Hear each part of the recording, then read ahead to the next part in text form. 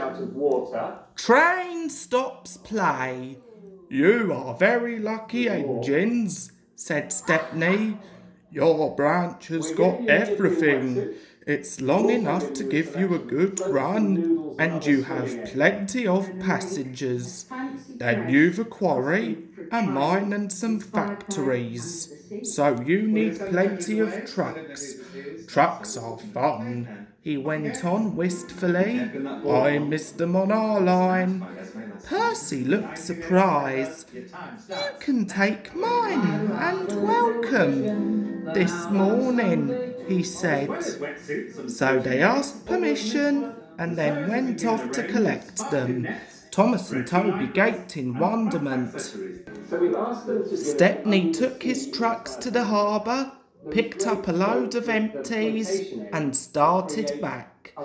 On the way, they were stopped by a signal near a cricket field, where a match had just started. They settled down to watch.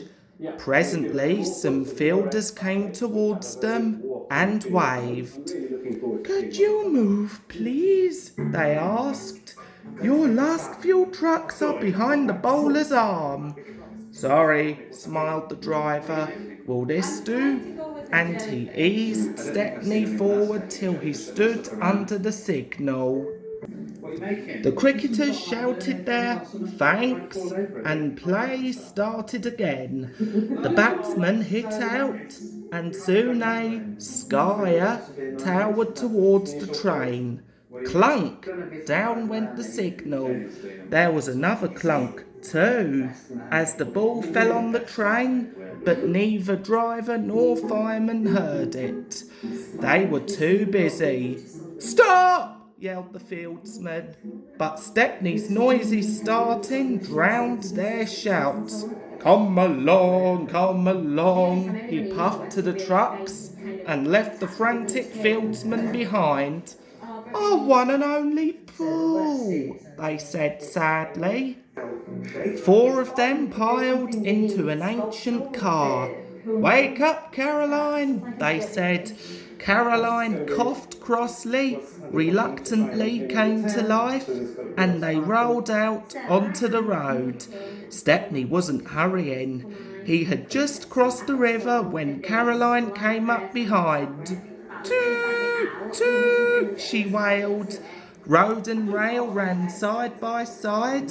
The cricketers waved and shouted, but they were too far away for the firemen to recognise them or hear clearly what they said. If those jokers want a race, remarked the driver, they can have one. He advanced his regulator and Stepney drew ahead. Poor Caroline wasn't happy. She rattled along at twice her usual speed. Master shouldn't treat me like this, she grumbled. This pace is too hot for my system. It'll fuse all my circuits. Hurrah! She exclaimed. That silly train has run into a hole, so we can't catch it. Now Master will have to be sensible and go home.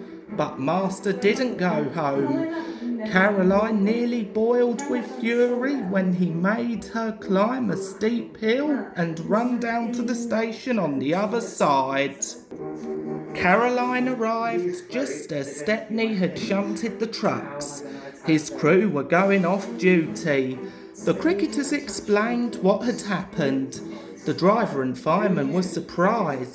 Did you say the 3rd truck from the van? They asked. They all went and looked. The ball was there, nestling under some straw. We're very sorry, the driver said. Never mind, you couldn't help it. Now we must get back quickly. That's just it, said the driver. You'll never be back in Caroline. She looks worn out. Wait a minute, he went on. I've got a plan.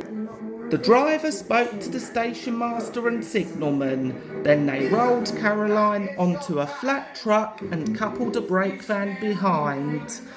The cricketers got in and Stepney pulled the train. They reached the field in no time. Stepney watched from a siding while driver, fireman and guard sat in the pavilion. There were no more lost balls, and the game was played to an exciting finish. Even Caroline was pleased. She doesn't think trains silly now.